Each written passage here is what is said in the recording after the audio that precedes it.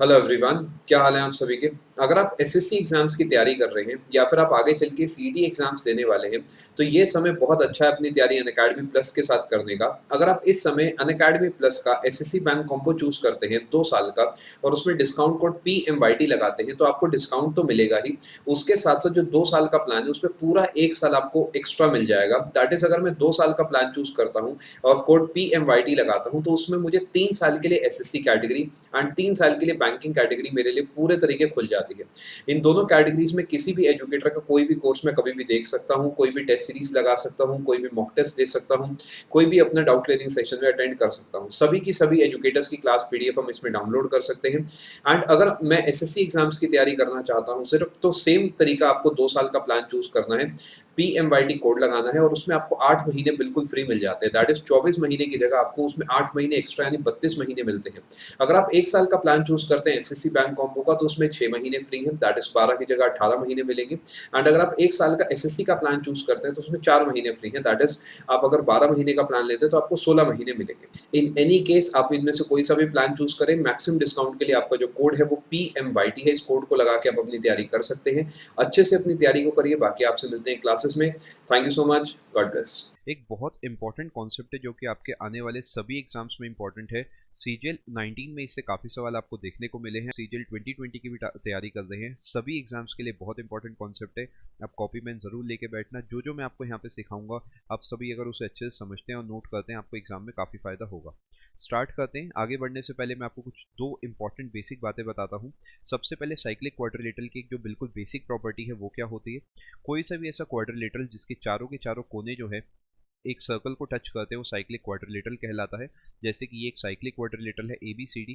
और इसमें हमें जो एक बेसिक बात याद रखनी हो, ये याद रखनी है कि जो अपोजिट एंगल्स होते हैं उनका सम जो होगा 180 डिग्री होगा। यानी अगर ये x है ये y है तो x प्लस वाई 180 होगा। अगर ये a है और ये c है तो a प्लस सी भी होगा 180 डिग्री। एक पॉइंट हमें ये ध्यान रखना है। एक दूसरा पॉइंट मैं आपको इसी के साथ बता देता हूँ। कोई सा भी एक आप ट्रायंगल इमेजिन करेंगे, ज़रूरी नहीं है कि राइट एंगल इक्विलेटरल आइसोसेलेस ऐसा कुछ भी हो। कोई सा भी कैसा भी ट्रायंगल आप इमेजिन कर सकते हो, triangle ABC। From A to D आप एक यहाँ पे एक लाइन सेगमेंट ड्रॉ करेंगे जो कि BC को काटेगा एट पॉइंट D। AD हमने बनाए हैं, ना ही ये मीडियन है ना ही ये ऑल्टीट्यूड है, कुछ नहीं, एक बेसिक लाइन हमने बनाई है। ये BC को डिवाइड कर रहा है in the ratio x ratio y।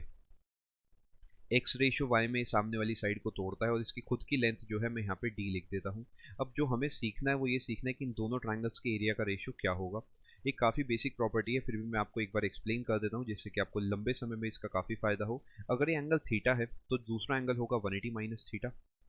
अब किसी भी ट्राइंगल का जो एरिया होता है वो होता है दोनों sides into sine of angle between them का हाफ। यानी अगर इस ट्राइंगल ABC का मैं एरिया निकालता हूँ तो इसका एरिया होगा आपका half into AB sine theta. इसी कॉन्सेप्ट का अगर मैं यहाँ पे इस्तेमाल करता हूँ, मैं निकालता हूँ ट्राइंगल ABD का एरिया, वो होगा half into BD that is x into AD that is D into D into sine of angle between them that is theta. यानी ये आ गया ट्राइंगल ABD का एरिया। इसी टाइप से ADC का एरिया मैं निकालता हूँ। ट्राइंगल ADC का जो एरिया होगा वो होगा half into y into d into sine 180 minus theta. अब यहाँ पर अगर मुझे इन दोनों का एरियाज का रेशियो निकालना है, मैं इन दोनों को जैसे ही डिवाइड करता हूँ तो हाफ से हाफ कटेगा। जो कॉमन साइड है दैट इज डी वो कटेगी, और साइन थीटा और साइन 180 माइनस थीटा एक ही बात है, ये भी आपस में कटेंगे। दैट इज जो दोनों ट्राइंगल्स का रेशियो होगा वो आएगा एक्स अपॉन वाई। इसी को अगर मैं शॉर्ट में आपको बताता हूँ तो हम इस बात को इस तरीके समझेंगे कि अगर कोई सी भी साइड सामने वाली साइड को काट रही है in the ratio x ratio y, तो इन दोनों ट्राइंगल्स का रेशियो भी होगा एक्स अपॉन वाई। अगर ये इसे बाइसेक्ट कर रही है तो दोनों इक्वल होंगी, दोनों का एरिया आपस में इक्वल होगा। इसे आप ऐसे भी समझ सकते हो कि जो एरिया होता है वो एक बेस पे डिपेंड करता है, half into base into height होता है। जो बेस है वो अगर दोनों का इक्वल है और हाइट भी देखो दोनों की इक्वल आएगी, एक ट्रायंगल अगर मैं इधर बनाता हूँ दूसरा ट्रायंगल इधर बनाता हूँ, दोनों की जो हाइट है वो बिल्कुल सेम है।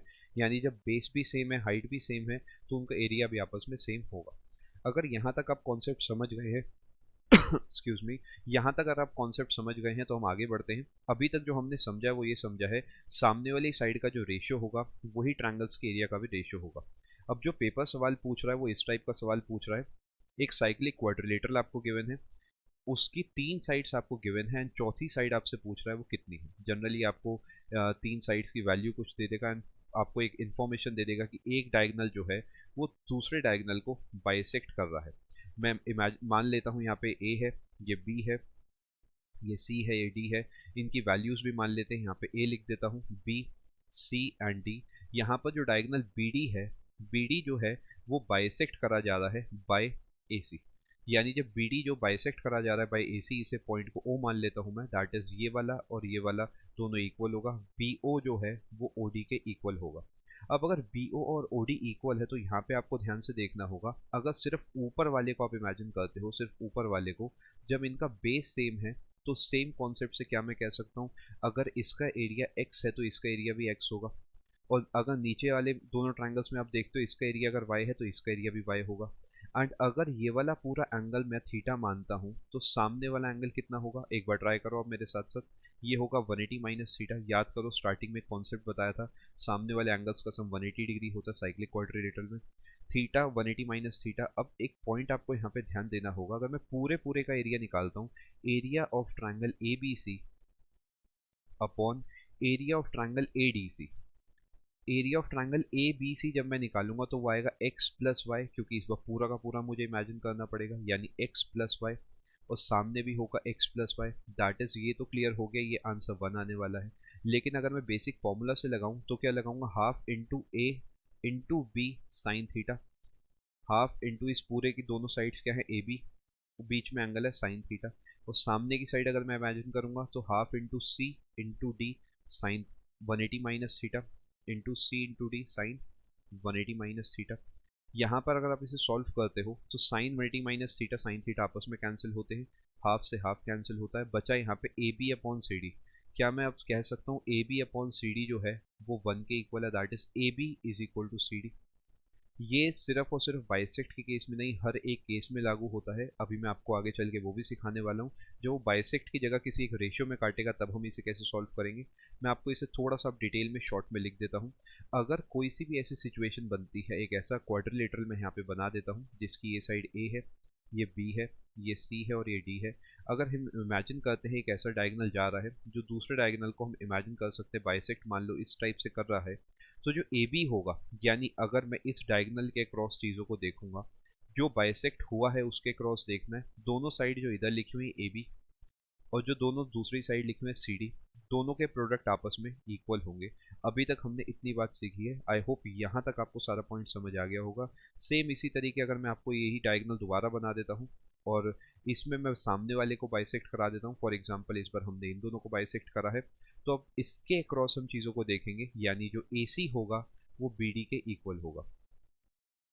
मुझे उम्मीद है आप यहाँ तक बात समझ पा रहे हैं। जो डायगोनल बाइसेक्ट हुआ है, जो डायगोनल डिवाइड हुआ है, उसके अक्रॉस हमें देखना है कि क्या सिचुएशन आ रही है। जो पेपर ने सवाल दिया था, एक बार मैं आपको सवाल बताता हूँ, फिर आप उसे एक बार ट्राई करना सॉल्व करने की। सवाल ये है कि 3 आपको साइड्स इसमें दे रखी थी, चौथी साइड आपसे पूछी थी और सिचुएशन ये दे रखी थी कि ये वाला जो डायगोनल है सामने वाले को 2 हिस्सों में तोड़ता है। ये ए है, ये बी है, ये सी है, ये डी है। ये BC आपसे पूछी गई थी, BC आपसे पूछी गई थी, ये 16.5 थी, ये 11 थी एंड ये थी आपकी 19.8 गिवन था। जो AC है बाइसेक्ट करता है BD को।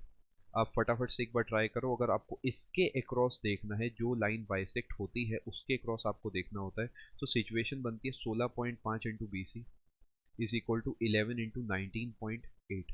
11 से जब आप इसे काटोगे 1.5 पे कटेगा, यानी 15 को जब आप 19.8 को जब आप डिवाइड करोगे 1.5 से, तो आपका सॉल्व करके आएगा 13.2 आपका सॉल्व करके आ जाएगा। दैट इज जो BC है वो होगा आपका 13.2 सेंटीमीटर। आई होप यहाँ तक कॉन्सेप्ट क्लियर हो गया। यहाँ तक CGL ने पूछ लिया है, इससे एक लेवल ऊपर जाना बहुत ज़रूरी है, क्योंकि ज़रूरी नहीं है यहाँ पे CGL रुकेगा, हो सकता है एक लेवल यहाँ से बढ़ा दिया जाए मेंस के लिए, वो भी मैं आपको सिखा देता हूँ। अगर यही सेम कॉन्सेप्ट इस्तेमाल करके इस बार पेपर में जो सवाल बनता है वो ऐसा कुछ बनता है